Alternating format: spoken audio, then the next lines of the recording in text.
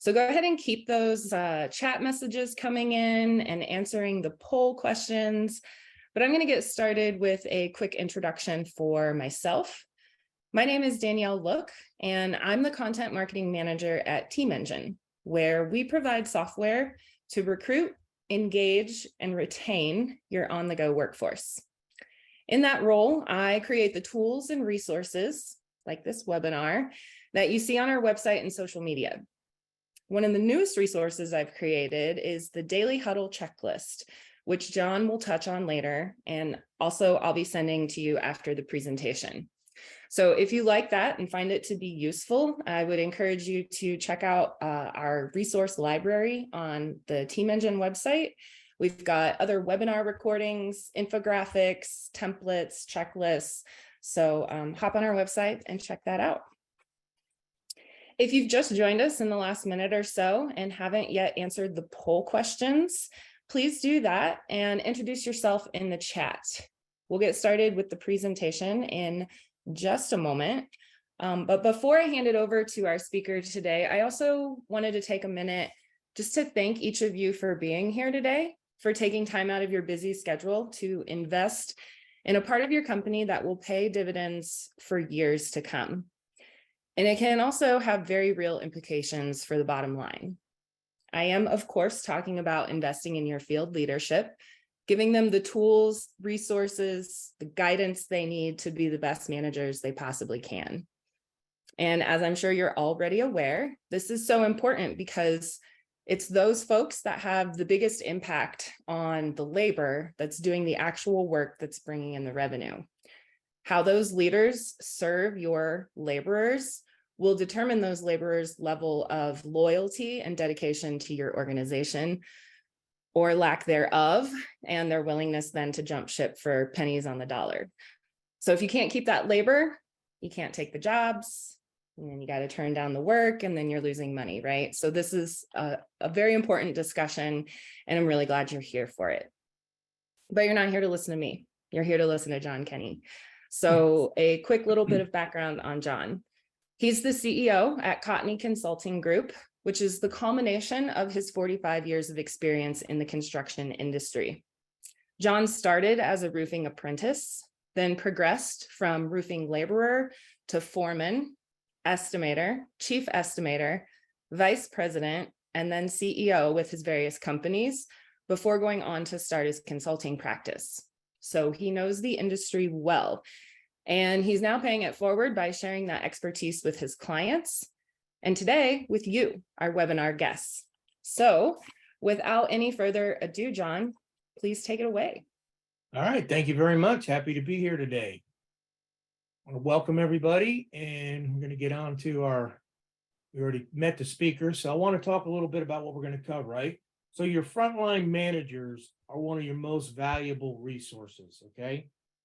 Your frontline managers are crucial to helping your employees succeed and fostering your company's growth. You trust them enough to run your crews, so you want to make sure you empower them, to achieve success. I'll tell you, in the construction industry, whether you're installing roofs, building homes, remodeling, landscaping, or paving, it does not really matter. You're really selling labor. That is what you're selling on the open market. You don't have a manufacturing line where you're producing an actual product. So this is really where your investment needs to be. So who are your field leaders, right? They break them down. You have crew leaders, which run the crews that are on your projects daily. You have supervisors that oversee, and then you have your project managers. We're going to spend more time on the crew leaders today. We're going to talk a little bit about the other ones as well.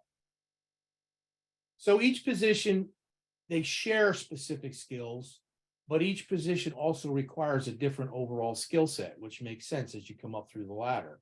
So crew leader, what they do is they directly manage the crew, and they're responsible for your day-to-day operational success of your projects. So regardless of whether you're doing a $500 project or you're doing a $50 million project, you're putting the trust of your company and your financial success in to that crew leader. Then you have your supervisor. Your supervisor's main role is overseeing multiple crew leaders, which is multiple projects out there working, and manages all your field operations on multiple projects. So that's the next level up beyond the crew leader. And then your project managers at some, companies call them different names and that, but basically a project manager ensures the work is being complete according to the plan and financial success that was laid out by your company. And their job is to motivate the team members and works with all the project stakeholders in your company and on the project. So crucial skills needed for all leadership positions. So communication across the board, 80% or 87% of workplace failures come from poor or lack of communication. So right there, that I have to put that one up as number one. If you get proper communication out throughout your entire company, to your crew leader, to your crews, you're already increasing your chances for success. And you'd be surprised how many companies do not master proper communication of getting the right information to the people when they need it. You have to have conflict resolution. The ability to manage conflict well when issues come allows for successful resolution. Let's face it, nothing's really changed throughout the years. There is going to be conflict on your job sites. As much as you want to avoid it, it will pop up. So you have to learn whether it's conflict with internal or it's conflict external. They need to know how to handle this.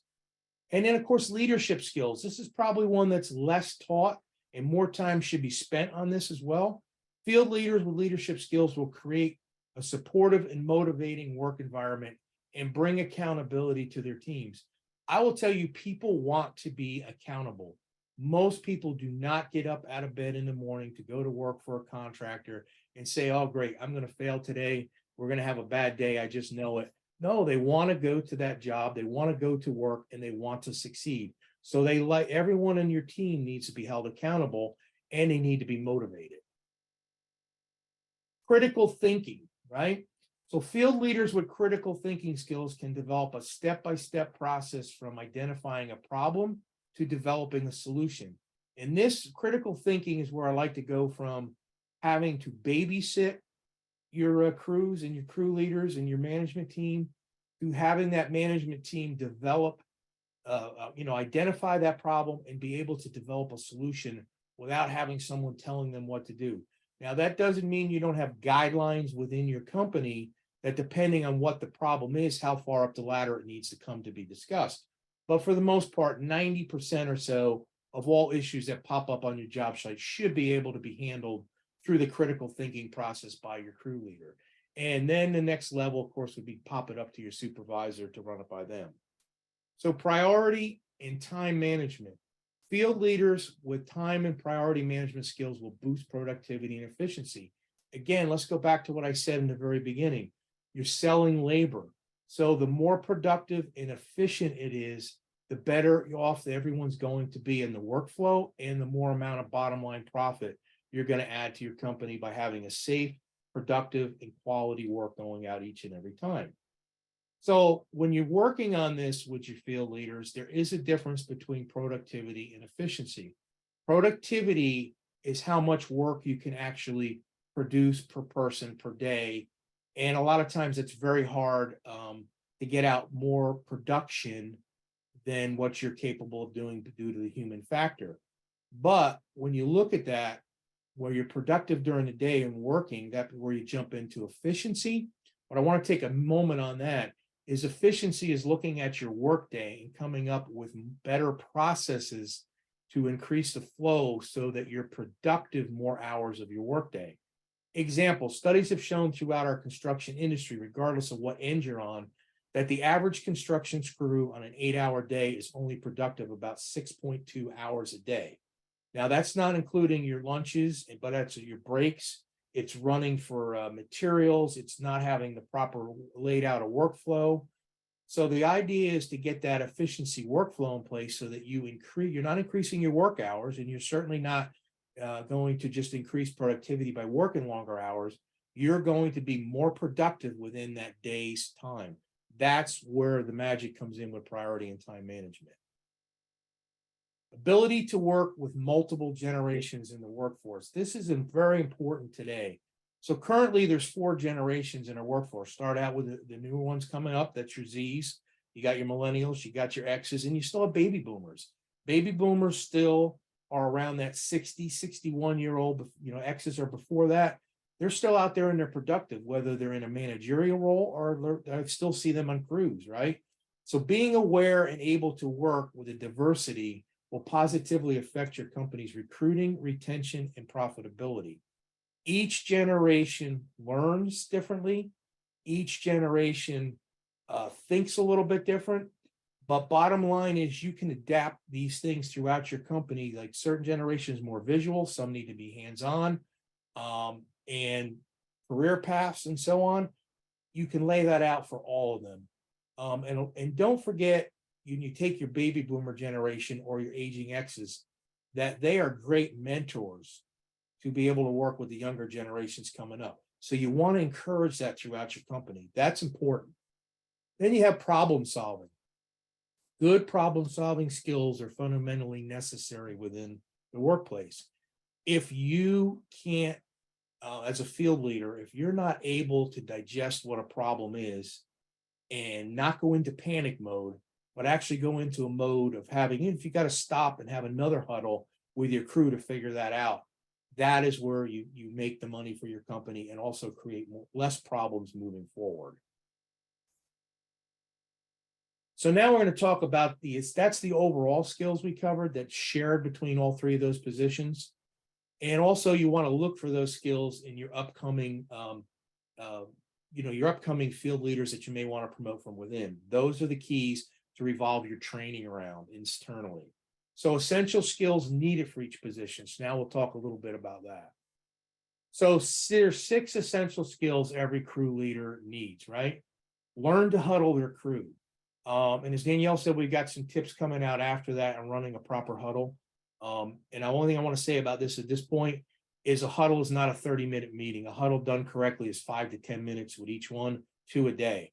They can be the most productive thing that happens out on your job site. And it also promotes safety, quality, and performance. And need to personalize their message, right? As a crew leader speaking to your crew, the message needs to, as you say, come from the heart. And that's just something you can work with your crew leaders to teach them how to get their message. Worst thing that happens is, well, the company says we need to do this today. You know what's going to happen then? You don't have any motivation within your crew. So you want to make sure it's a personalized message. We can get this. We're going to do it this way. This is why, this is what I've seen happen. For whatever your crew leaders are most content and ability to do, you want to get that message out there. Looking ahead. Not just the next move, but the ability to look 3 moves ahead. It's like a chess game. When you're running a crew, I know when I spent a good part of my career out there running crews. I started out even as a union contractor and non-union, ran both sides of the fence. I've run crews over 100 people on them myself, up to about 100, right? So there's a lot of moving parts that go. Your ability when you're a really good crew leader and you train them is you never worry about your next move. You've already got that plan. You're looking ahead tomorrow, the next day, the day after that. That's what has to happen. And I've seen a lot of crew leaders or foremen, as it's known prior. I like to use crew leaders because you're leading now, right? I've seen them fail because they do not have the ability to look any further than what's going on right now. You have to have that vision. It is a chess game running a crew. Construction math. You have to be strong on the basics. You got to understand multiplication, a little bit of geometry, and not worry about all the stuff that you learn in school that you can't use, but you need to be able to figure out, do I have enough material? Is this the area I'm supposed to work on today? Right? There's part of math in that. So you got to work on those skills. Proactive decision-making. I will tell you one thing I've learned over my years, the only wrong decision absolutely is the one that's never made. It's okay to make a bad decision. You can recover from that, but it's very hard for a company to recover from no decision being made. So you want to teach your crew leaders how to be proactive and empower them to make these decisions within the guidelines that work in your company. And they also need the ability to learn technology. The days are long gone where you don't need to learn technology and use it. It's part of our businesses. It's part of our future. Construction was the slowest industry to take on technology. Pandemic hit. We jumped up about 20-30%, more companies jumping into technology than they did before. I will tell you that baby boomers, most of them can't do technology if they tell you they can't because they're using their phone. Gen X is really good at it. Once you get to millennials and Z's are born with technology in them. It's just that's their generation. So you don't have quite as much problem with the younger generations getting them onto technologies. You do some of the older generations.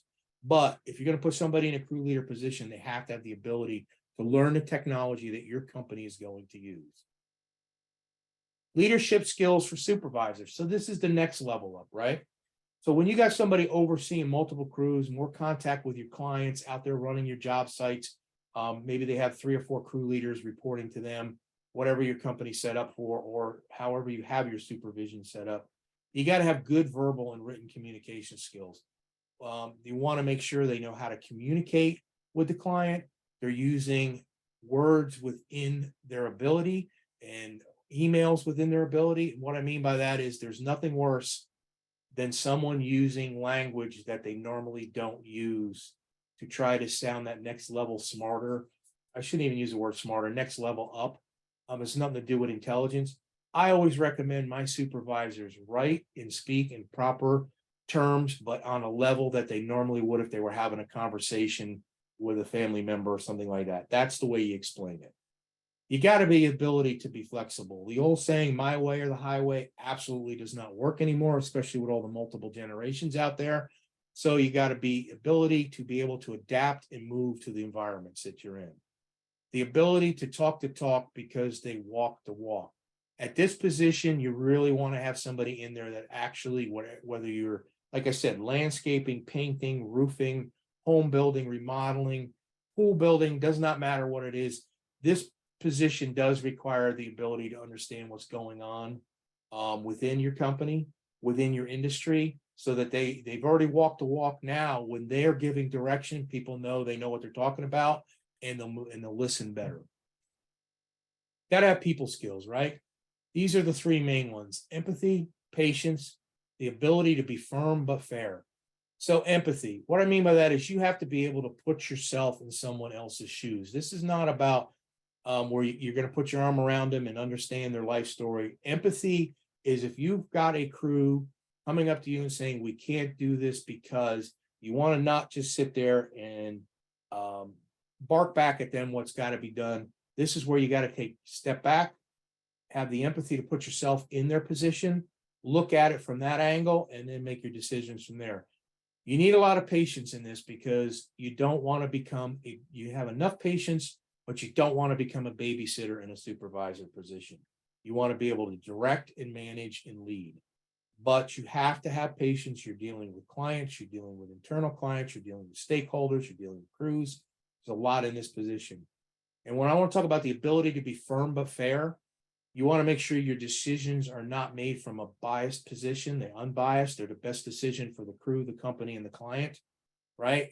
But you got to stick with what you say. You cannot be wishy-washy in this position. If you've made a mistake in your decision, you clarify and move on, but you got to be firm at what you do. And also disciplinary action at this point with your company. Again, firm but fair. And the ability to collaborate with technology. Usually at this position, you are absolutely using technology as part, whether it's emails, whether it's reports done, whether it is software for reporting status or checking in or whatever it is with the client portals. You're definitely using at this position more technology. So traits of a successful project manager: industry knowledge. So what I mean by having industry knowledge, you don't necessarily have to come from that walk to walk situation. This is a position a lot of times you hire out of college, you promote from within, you hire from another industry. They have the abilities and the traits to be a project manager, but they know your industry. They know what's going on. Team management. At this point, you have to have the ability to manage teams well. You have to be a great delegator in the project manager position, because if you're doing too much hands-on and you're micromanaging, you won't be successful in this position. And your leadership skills. See, each one we're coming up more and more level of leadership skills because of what you're managing. Organization, you have to be organized in this position. You're managing the finances of the project, you're managing the client's expectations, you're managing the internal client's expectations. And most importantly, too, I like to say most important is prioritizing.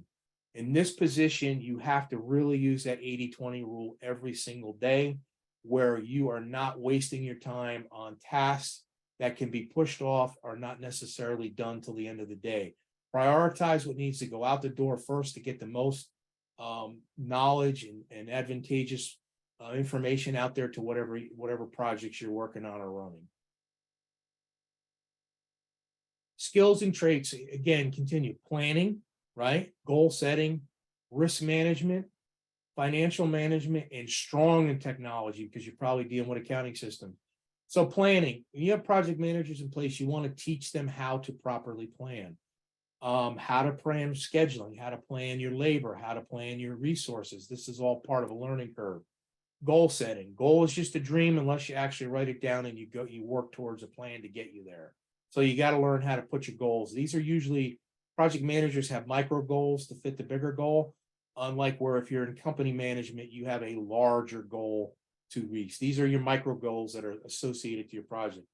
Risk management, you have to manage risk at this, whether it is safety, quality, disaster control. And a lot of times is all well-planned jobs, as well as you do it, have some sort of a problem that pops up that will create an issue where it could cost your company a lot of money, cost your client injury, whatever it is. They have to learn how to manage that risk.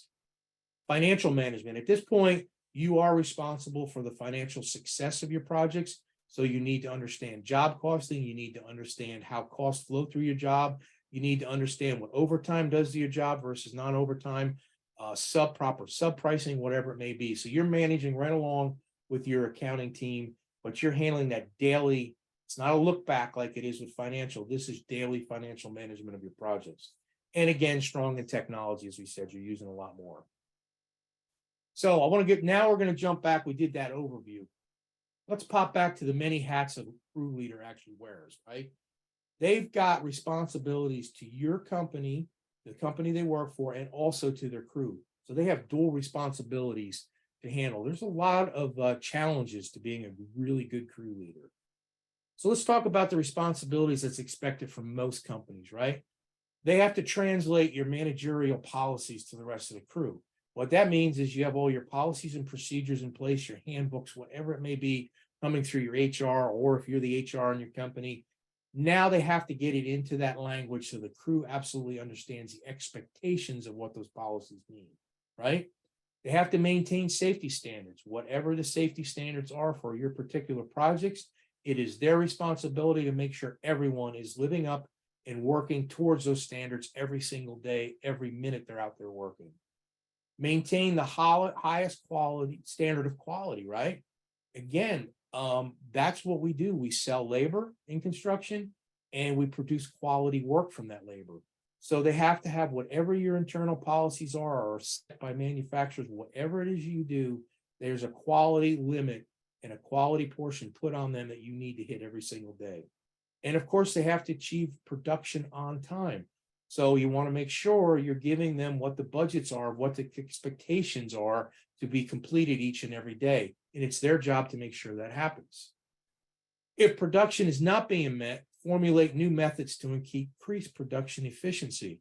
So again, this is at that level. If you say this has to be done today, and it's not being met for whatever reason, it's up to them to come up with a formulation to meet that. Or if it's an impossible task to be done, then they got to bring that up the ladder and explain why it cannot be done, not just say we can't do it. So that's on theirs. And then, of course, keep material waste to a minimum. So if you're using materials throughout your company on your job sites, and you're normally in your industry, say it's 5% waste, you want to make sure you're within that 5% waste, or else your jobs are going to go over. So now that's just the responsibilities to the company. Now, what are they responsible to the crew? They have to make sure the crew has sufficient work instruction. They know what's expected of them each day and how to do it. Correct methods for performing daily operations. They have to be able to say, you know, this is your job for today. This is what you're doing. This is how we're doing it. So everyone knows what's expected of them. Maintain satisfactory working conditions, cleanliness, safety, etc. They're the overseer of the projects to make sure that each and every employee on your job site goes home safe every day, and there's not a problem with garbage or debris that'll cause a poor work condition or slow for safety reasons or slow production down. Maintain discipline. Discipline's a big one. It happens a lot. I've still today have seen there's fights on job sites, there's arguments. Sometimes you have someone on the crew that wants to argue all day long because it slows down production and makes their job easier. They have to be able to maintain that and keep things moving without having problems. Need to promote teamwork and lead and inspire the crew. I will tell you right now, if a crew leader cannot inspire a crew, that crew will not respond and produce. It's as simple as that. I know in my experience when I was out on crews, if I worked for a foreman at that time, crew leader foreman that did not inspire us to get work done, we did not work at full capacity. It's simple as that. Represent the crew workers to management. This is real important. If you're in HR, you'll understand, maybe you'll understand this or you won't, but I want to explain to you what happens at that crew level. They're going to go to their foreman probably before their crew leader, probably before they're going to come inside to go to company management because that's what they're comfortable with.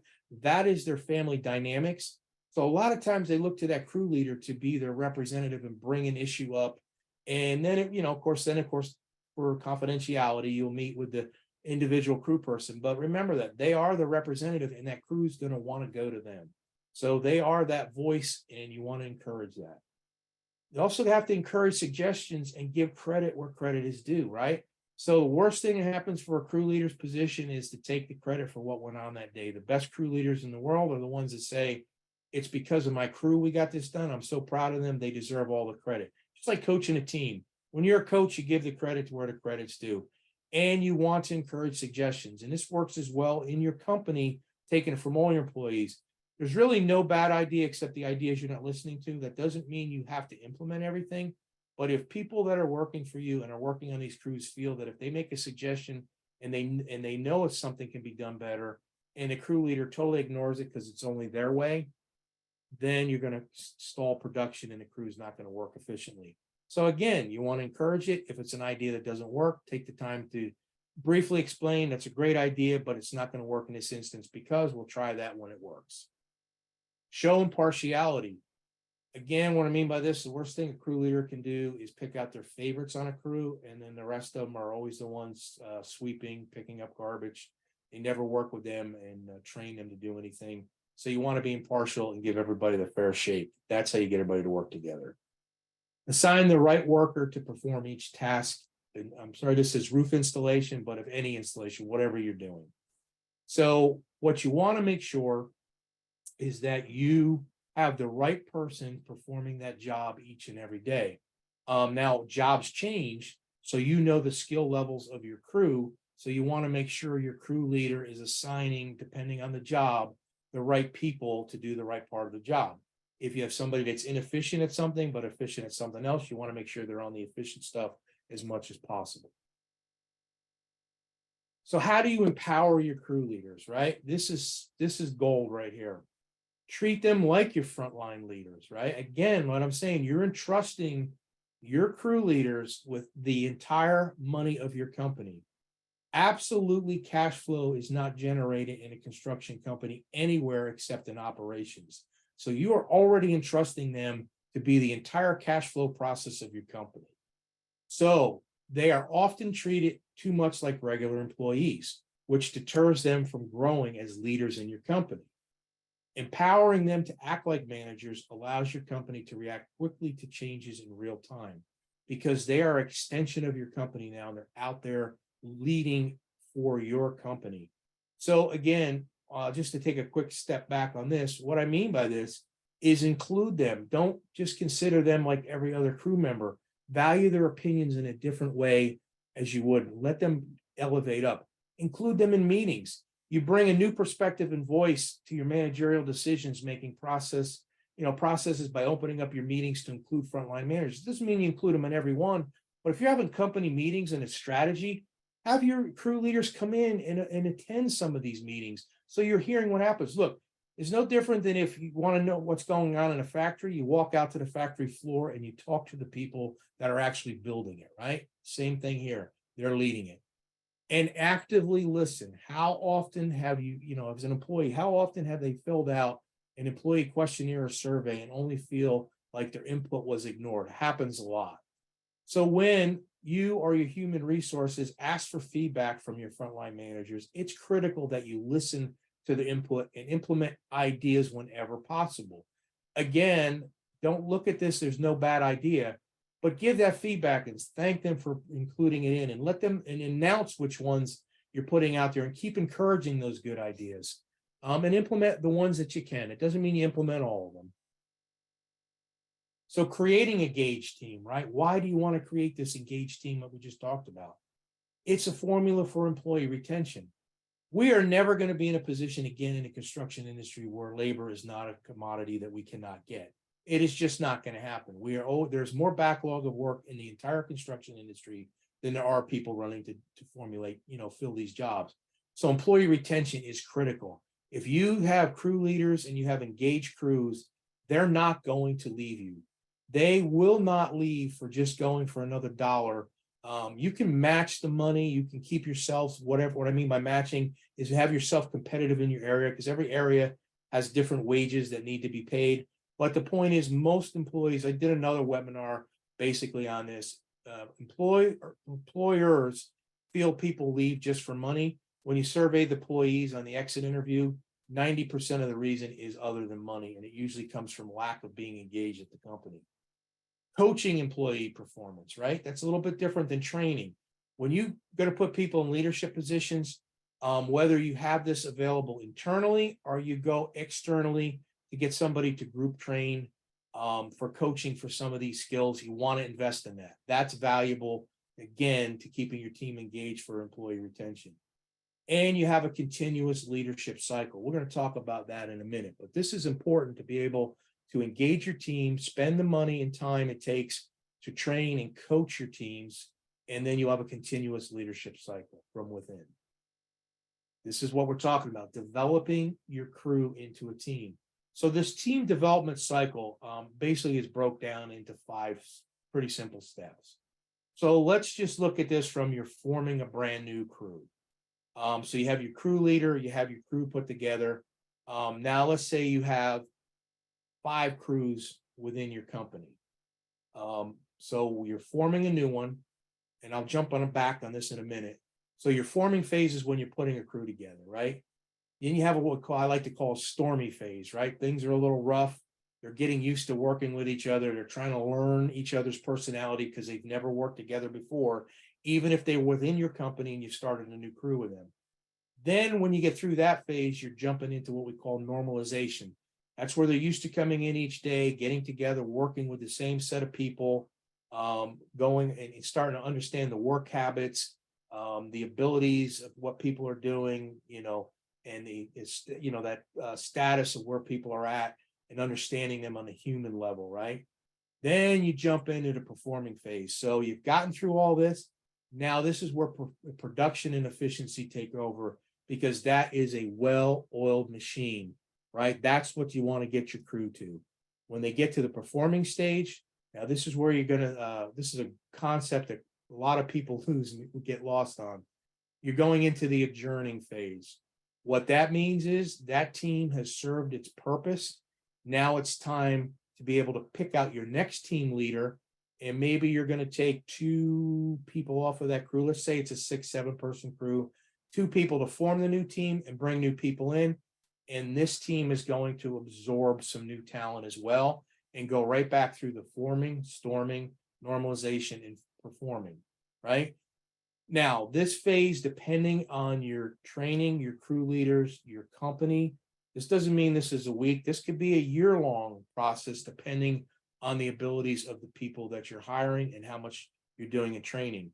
But when you're doing this increases your developing crews from within, and you're not opening that floodgate and throwing 5 to 8 new people and putting them out there and say, hey, with one crew leader that's running them and they're pulling their hair out. This is the ability to mix and match and melt them together and develop. Now, this does not work with every one of your crews. You got to meet with your crew leaders and find out who has the ability to learn that mentoring and developing.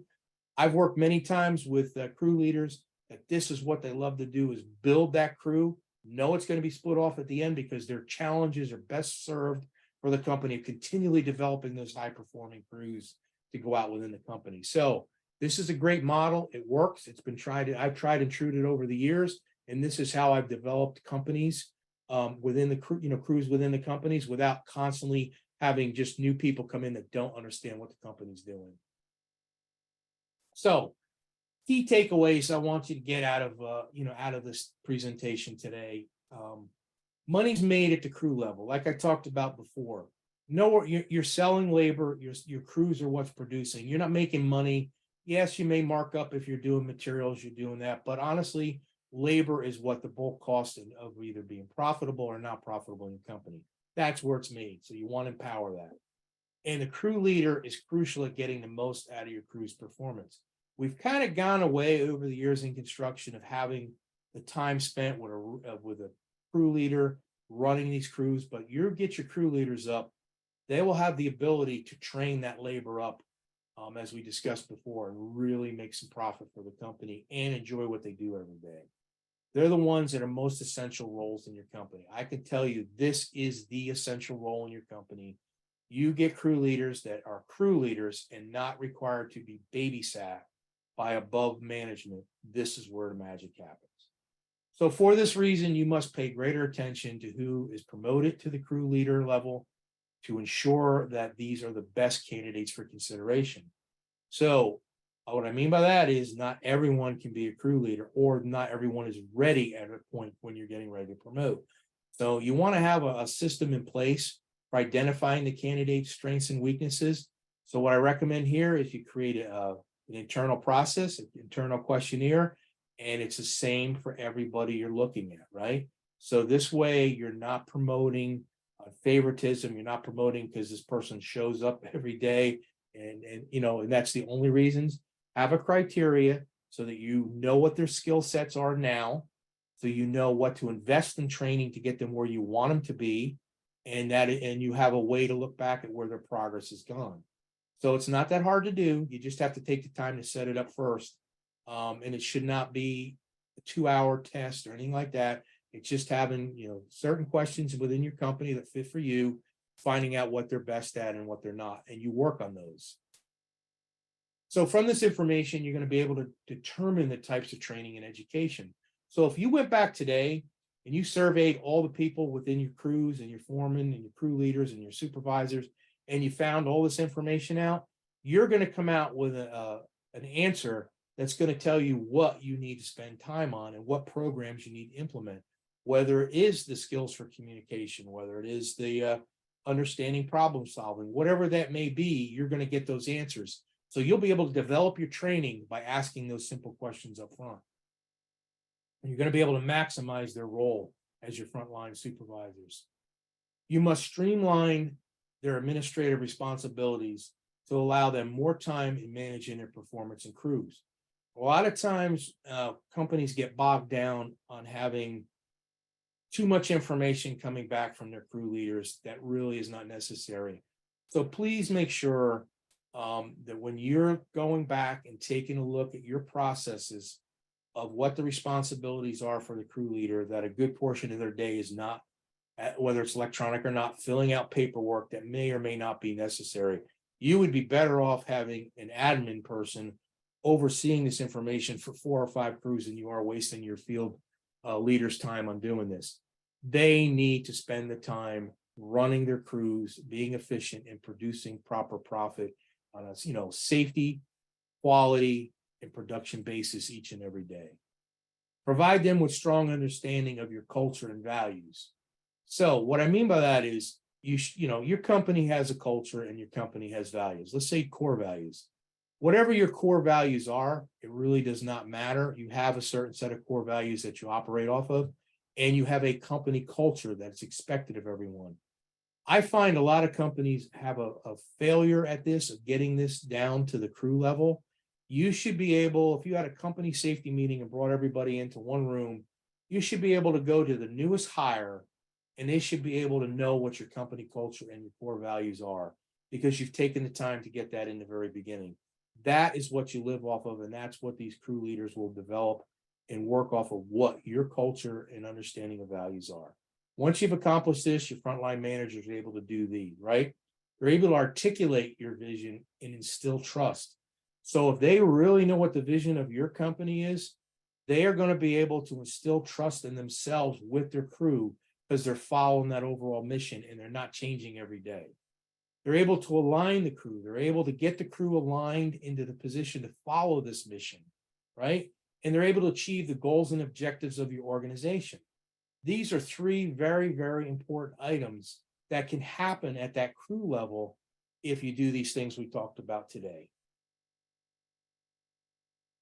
So, Danielle, that brings us to the end of our presentation. So I'm going to turn it over to you. If we have any questions, I would like to just say openly, ask me anything that you'd like, and I will absolutely answer it if I know the answer to it. Yeah, thanks, John. That was great. This is the time to chat in any questions that you have. So if you have questions, find the chat button at the bottom of the screen and you can send those over. But in the meantime, I'm going to relaunch this poll. Oh, no, wait, never mind. It says it'll get rid of our responses. So let me just share the responses again. I wanted to just revisit the poll from the beginning and look at number 2 specifically. We asked, what are your biggest challenges when it comes to managing a multi-generational crew? And the top responses here were their attitudes towards work, communicating with them, and training them. So I don't know, John, did you have any reactions to the outcome of this poll? Yeah, I think that, I agree with training them. That's what we talked about here today. That's why I definitely recommend that you take the time to assess your current employees and always assess people as they come into your company. It doesn't necessarily have to be a long process, but if you actually understand the strengths and weaknesses of the people that are within your employment, then you can build a training based upon that. Now, there's 2 types of training. Training as far as learning the skills of doing your job, you should already have them enacted and give them all the skills that's needed to do whatever the type of business that you're out there in construction. And then the other training is more on that coaching side, even though it falls under training, is getting them the skills, the other skills that we just talked about in here and learning how to process those. So you can't really implement them if you don't know what you need in your company, and that's the way to do it. Do you, for someone who is just getting started with putting these kind of processes in place and wants to develop some training or wants to assess the skills, do you have any starting points where someone can go to start developing that training? I don't know if there's any resources or ways that they can kind of get some input there. Yeah, I mean, if you go back and you rewatch, get to the section of the webinar where I broke out the skills in there, and you develop your own questions based on that, you really can do that internally without a lot of effort. Or what I mean by that is have those outside, because sometimes when we go outside just to get the canned versions of a lot of things, it doesn't pertain to your company. So if you look at those, we went through what each level of leadership needs for skills, the shared ones and the individual, and base your questions, communication. How do you communicate? Do you feel you're getting proper communication from the office out to the field, right? Or if you're an employee for your crew leaders, is your crew leader doing the huddles? Is your, crew leader giving you proper direction? And you're going to get answers from multiple people. And then you kind of take those answers and pool them, like what comes up most often. And that's how you develop from there. And again, you have great, I'm not banging back to you guys, but Team Engine has a lot of great resources right on their pages that I've went through and looked at as well. So, use all the information that's out there, but don't complicate it. That's the biggest advice I can give, is make it simple. Usually anyone new going into these leadership needs communication help, whether it is watching videos or reading or working with your HR department. This is the first time they have to learn how to communicate in a different manner than they're used to. So you can almost count on that. Usually problem solving, you're going to find that people are very good at problem solving and some are not good at all, but it's only because they haven't been trained in it. So there's nothing wrong when you have company meetings to do some sort of a problem solving exercise every once in a while to get your whole team up to train, up into training. There's different ways you can do it. It doesn't necessarily need to be by the book or watching videos. Yeah, and that's great advice to, not overcomplicate it. And something you mentioned earlier too is just to start doing it, right?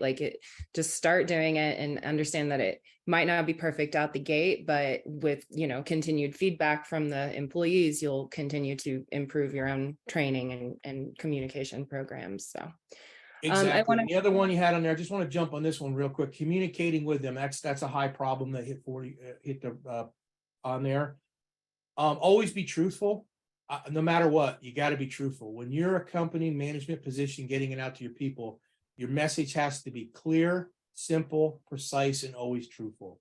If you got to deliver bad news, deliver it. They'll learn, they'll take it, right? Mhm. But that's what usually happens. And you also need to understand how they communicate. So if you don't speak Spanish and your crews communicate in Spanish, you have to have somebody to help you communicate, right? It's just common sense. So I do find out the biggest problem in communication is either a company takes their policies and considers that communication to their employees. It's really not. You have to be able to take that and get it to the level that's going to make sense to them. And that's where the communication, that's how you communicate with your field leaders and your crews. Yeah, and oftentimes once is not enough, right? You got to No. be willing to repeat yourself over and over again to make sure that they don't forget that they, heard the message loud and clear. So we have one question come in on the chat from Sam Olson, who said, do you poll all field labor for who to promote to lead?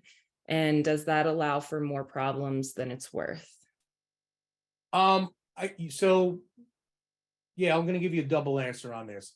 So I think when it's your advertise, if you're ready to promote from within, I don't recommend you cut. Let me back up. If your people that are working for you know that you promote from within, you've already kind of solved half your problem. That's good. People want to stay with a company that they know they have an opportunity to grow with. So you want to promote that. But when it absolutely comes time to promote from within, I would not open it up that you're interviewing everybody at that time. You should already have that in line. That's why I said this would be part of going back and interviewing your employees to find out where they're at in training. And then if you're going to split off of your crews the way we talked about that team development process, then that's really your crew leader should have the really ultimate say. Because you're entrusting them to say, this is the reason why I think George or Sally should be the one promoted up and here, have that process. So they have a checklist to go through of what they're good at, of what skills they need to. But I hope, Sam, I'm answering your question. I recommend you do not have it so everyone says, oh, there's a job opening, so I'm going to act differently than I normally do. Get that out of the way first. Let them know the process is you're going to work on a crew and somebody on this crew is going to lead the next crew. Someone needs to be what we like to call a lead person. That's the right-hand person to your crew leader. And that's, there to be able to help the crew leader adjust. So there's multiple positions within a crew to kind of step you up. Very rarely are you going to take someone that you just hired and they maybe got 6 months working for you and they will be your next crew leader. It can happen, but not usually likely. So don't advertise it as far as, okay, now it's time for your interview, but definitely promote the fact that you promote from within and get all those questions out early. Yeah, and I think it's really great to just kind of ask and find out who has that interest and desire to move up. And then you can have conversations with them on the side, right, about what it's going to take to get them to that next point. And start to put together a little professional development plan so that they have a clear path to know what they need to do to get to that next level. And you'll find out the people who want to get to that next level will take on a lot of learning process on their own. And that's really where your leaders come in. That's what leaders do. Leaders lead, leaders learn, leaders develop. Yeah, and it works the opposite way too. If you see someone taking that initiative and putting in the work and doing all this learning, but maybe they haven't maybe they haven't considered or they don't know how to have that conversation. So if you see the potential in someone for advancement, by all means approach them and feel them out, see what they have to say, and again, start putting a plan together for them. I'm not seeing any more questions coming in on the chat. If you have any, this would be the time to get them in. But before we do wrap up, what you see on the screen here is a QR code that you can scan. You can key in this web address, or once the webinar concludes, your browser will redirect to this page. And that's where you can sign up for a free trial of Team Engine. And Team Engine is one of those tools, technology tools in the tool belt that you can use to communicate with your team and send out those, if you're especially returning to the poll results here, it looks like about half of the people who participated are in the HR seat. And so typically are not out in the field, and it can be kind of challenging to stay in contact with these crews. And so Team Engine is one way that you can do that. It's text forward platform, so you can send out surveys to find out how the onboarding's going, or maybe what your employees are thinking about of their managers, get that feedback. You can share results of surveys, all that kind of stuff. Team Engine's a great way to communicate with those field leaders, as well as find the ones who you're looking to hire. So if you want to check that out, you can do so. And I'm not seeing any more questions coming in on the polls. So any parting thoughts, John, before we wrap it up? Take a chance to re-review. I hope you took some notes. This is not that hard to do. It's just hard to get used to doing it. Once you get over it, this is where the magic happens. And the only thing I'll close on is I saw a question came up about attitudes towards work. That's hard. If you have an engaged culture and it's fun, your crews should be fun. Work is always going to be hard. That's why we're in construction. But I always know I like to go to work at a day at a place where I know I enjoy my crew. So you start to get that engaged environment. I think you'll see some of that attitude go away. Absolutely. Well, thank you so much, John, for your time today. Thanks to everyone who stayed on the call with us. Don't forget, I'll be sending out an email this afternoon with a link to this recording, that huddle worksheet that we mentioned. And we encourage you to share this with your field leaders as well. So thanks so much, everyone, and we'll see you at the next one. Thank you.